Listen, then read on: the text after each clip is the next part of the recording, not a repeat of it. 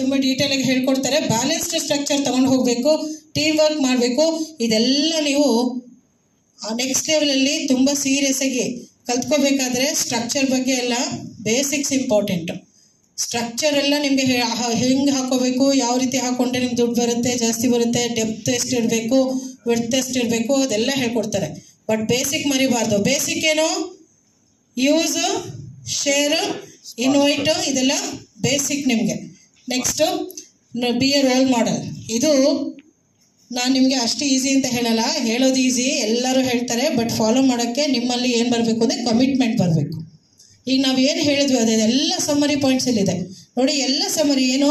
100% self use, show, plan, daily. ನಿಜವಾಗ್ಲೂ ನಾವು ಮಾಡ್ತಾ ಇದ್ದೀವಾ? We are very busy. But ನಮ್ಮ ಕನಸುಗಳು ಮಾತ್ರ ಫುಲ್ಫಿಲ್ ಆಗಲೇಬೇಕು. ಎಲ್ಲಿಂದ ಆಗಬೇಕು? ಮೋದಿಗಿರಿಂದನೇ ಆಗಬೇಕು sir. Are you showing plan daily? ತುಂಬ ಬ್ಯುಸಿ ಇದ್ದೀನಿ, ಈ ವಾರ ಆಗಲಿಲ್ಲ, ಅವ್ರು ಅಡ್ಮಿಟ್ ಆಗಿದ್ರು, ಈ ಫಂಕ್ಷನ್ ಇತ್ತು. ನಮಗೆ ನಾವು ಸೆಲ್ಫ್ ಕ್ವಶನ್ ಹಾಕೊಳ್ಳೋಣ. ಬಿಕಾಸ್ ಸಿಸ್ಟಮ್ ಇಲ್ಲದೆ ರಿಸಲ್ಟ್ ಬರುತ್ತಾ? Work with system.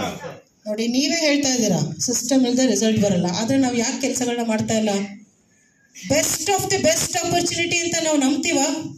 ನಮಗೆ ನಂಬಿಕೆ ಬಂದಿದೆಯಾ? ಬೇರೆ ಎಲ್ಲೂ ಈ ಥರ ಆಪರ್ಚುನಿಟಿ ಇಲ್ಲ ಅಂತ ನೀವು ನಂಬಿದ್ದೀರಾ? ಇದು ಬಿಟ್ಟರೆ ನಿಮಗೆ ಬೇರೆ ದಾರಿನೇ ಇಲ್ಲ ಅಂತ ನಂಬಿದ್ದೀರಾ?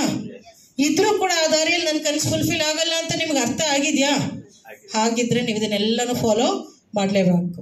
ಡೆಮೋ ಕಿಟ್, ಅವಲೇ ನಾನು ಬಿಸ್ನೆಸ್ ಕಿಟ್ ಅಂತ ಹೇಳಿದ್ನಲ್ಲ, ಅದು ಬೇಸಿಕ್ ಡೆಮೋ ಕಿಟ್. ಆ ಬಿಸ್ನೆಸ್ ಕಿಟ್ಟಲ್ಲಿ ನಿಮಗೆ ಬೇಕಾದ files, materials, catalogues, basic product demo ಮಾಡುವಷ್ಟು ಒಂದು 5 ಪ್ರಾಡಕ್ಟು, ಸಿಕ್ಕಾಬಿಟ್ಟೆ ಎಲ್ಲನೂ ಇಟ್ಕೊಳ್ಳಿ ಅಂತ ಹೇಳಲ್ಲ, ಒಂದು 5 ಪ್ರಾಡಕ್ಟು ನಿಮ್ಗೆ ಯಾವುದು ಈಸಿ ಡೆಮೋ ಬರುತ್ತೆ ಅಂಥ ಒಂದು ಪ್ರಾಡಕ್ಟ್ಸನ್ನ ರೆಡಿ ಮಾಡಿಕೊಂಡು ಡೆಮೋ ಕಿಟ್ ರೆಡಿ ಮಾಡ್ಕೊಳ್ಳಿ. ಹೋಮ್ ಮೀಟಿಂಗ್ಸ್ ನಾನು ನಿಮ್ಗೆ ಹೇಳ್ದಂಗೆ 4:2:1 ಯಾವಾಗಲೂ ತಲೆಯಲ್ಲಿ ಇರಲೇಬೇಕು. ತಿಂಗಳಿಗೆ 4 ಹೋಮ್ ಮೀಟಿಂಗ್ಸು ಮಾಡಲೇಬೇಕು. ಅವಾಗ ಮಾತ್ರ ಫಾರಿನ್ ಟ್ರಿಪ್ಪು, ಇಲ್ಲಾಂದ್ರೆ ಮರ್ತು ಬಿಡಿ ಫಾರಿನ್ ಟ್ರಿಪ್ನ. ತಿಂಗಳಿಗೆ ಎಷ್ಟು ಹೋಮ್ ಮೀಟಿಂಗ್ಸು? 4 home meetings. ಅದೇ ಸೇಮು ನಿಮ್ಮ ಡೌನ್ಲೈನ್ಸ್ಗೂ ಕೂಡ ಹೊಸೊಬ್ರು ಯಾರು ಬರ್ತಾರೆ ಅವ್ರ ಜೊತೆ ವರ್ಕ್ ಮಾಡಿ, ಡೂಪ್ಲಿಕೇಟ್ ಮಾಡಿಸ್ತಾ ಹೋಗಿ. ಡೂಪ್ಲಿಕೇಶನ್ ಮಾಡಿದ್ರೆ ಮಾತ್ರ ವಾಲ್ಯೂಮ್ ಏನಾಗೋದು? ಜಾಸ್ತಿ ಆಗ್ತಾ ಹೋಗೋದು. ಸೊ ಕೋಚು, ಮೆಂಟರ್ಸು, ಟ್ರೈನಿಂಗ್ಸ್ ಎಲ್ಲ ತಗೊಳ್ಳಿ. ಪವರ್ ಡ್ರೆಸ್ಸಿಂಗ್ ಇರಲಿ. ಎಲ್ಲರೂ ನೋಡಿ, ಬಿಸ್ನೆಸ್ ಮೆನ್ ಲುಕ್ಕಲ್ಲಿ ನಾವು ದುಡ್ಡು ಇನ್ವೆಸ್ಟ್ ಮಾಡಿಲ್ಲದೆ ಇರ್ಬೋದು, ಆದರೆ ನಾವು ಇನ್ವೆಸ್ಟ್ ಮಾಡಿರೋದು ಏನು? ನಮ್ಮ ಕನಸುಗಳನ್ನ. ಹೌದಾ? ನಮ್ಮ ಕನಸುಗಳಿಗೆ ಬೆಲೆ ಜಾಸ್ತಿ ಇದೆಯೋ, ದುಡ್ಡಿಗೆ ಬೆಲೆ ಜಾಸ್ತಿ ಇದೆಯಾ? ಕನಸುಗಳನ್ನ ನಾವು ಇನ್ವೆಸ್ಟ್ ಮಾಡಿದ್ದೀವಿ ಅಂದರೆ ನಾವು ಯಾವ ರೀತಿ ಸೀರಿಯಸ್ ಆಗಿ ಬಿಸ್ನೆಸ್ ಮೆನ್ ಆ್ಯಟಿಟ್ಯೂಡ್ನ ಇಲ್ಲಿ ನಾವು ತೋರಿಸ್ಬೇಕು.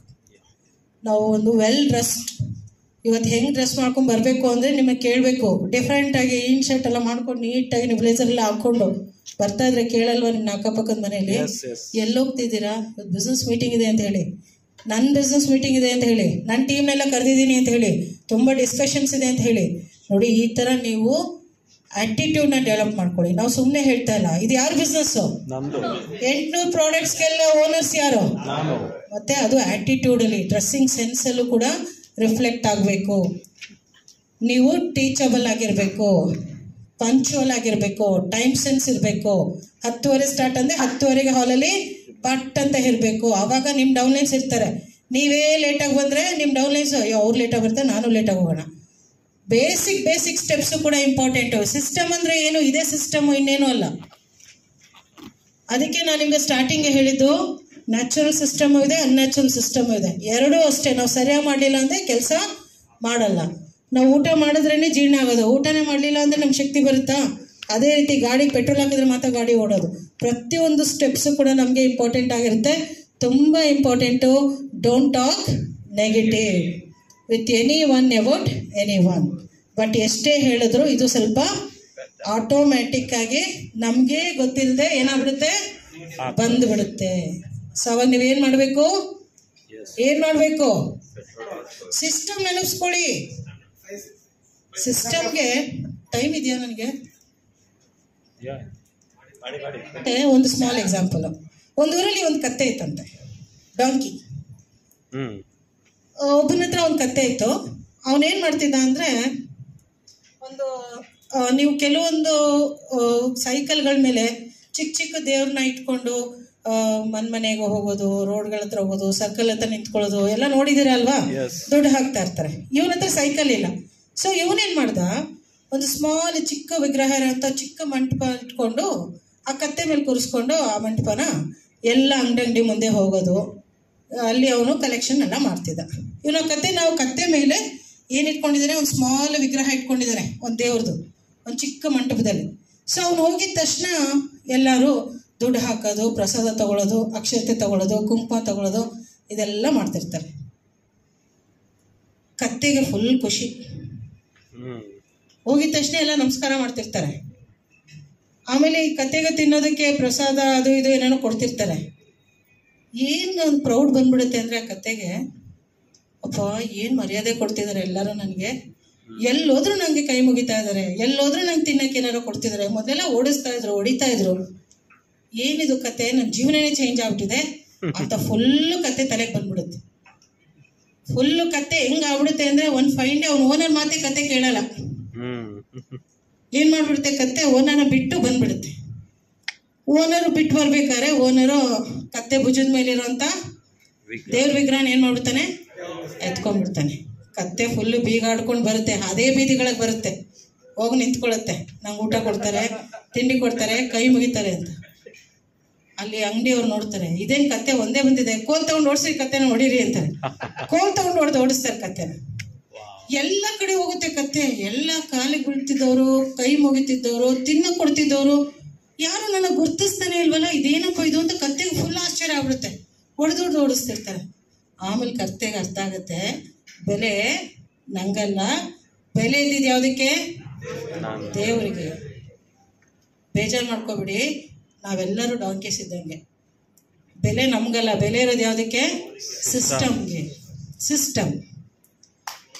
ಕತ್ತಿನ ನಾವು ಬೈಬಾರ್ದು, ಅದು ತುಂಬಾ ಹಾರ್ಡ್ ವರ್ಕಿಂಗ್ ಪ್ರಾಣಿ. ಅಂದ್ರೂ ನಾವು ಅದಕ್ಕೆ ಅಷ್ಟು ಬೆಲೆ ಕೊಡಲ್ಲ ಅಲ್ವಾ. ನಾವು ಅಷ್ಟೇನೆ, ನಾವೆಲ್ಲ ಏನೇ ಕಷ್ಟಪಡ್ತಾ ಇದ್ರು ನಾವು ಬೀಗಬಾರ್ದು. ನಾವೆಲ್ಲರೂ ಬದುಕ್ತಾ ಇರೋದು ಸಿಸ್ಟಮ್ ಇಂದ. ಸಿಸ್ಟಮ್ ಚೆನ್ನಾಗಿರೋದಕ್ಕೆ ನಾವು ಚೆನ್ನಾಗಿ ಇವತ್ತು ಅರ್ನ್ ಮಾಡ್ತಾ ಇದೀವಿ, ಚೆನ್ನಾಗಿದ್ದೀವಿ. ನಾವು ಸಿಸ್ಟಮ್ ಫಾಲೋ ಮಾಡಿದ್ದಕ್ಕೆ ನಮ್ಗೆ ರಿಸಲ್ಟ್ಸ್ ಇದೆ. ಸಿಸ್ಟಮ್ ಫಾಲೋ ಮಾಡಿದ್ದಕ್ಕೆ ನಮ್ಮ ಕನಸುಗಳೆಲ್ಲ ಏನಾಗಿದೆ, ಫುಲ್ಫಿಲ್ ಆಗಿದೆ.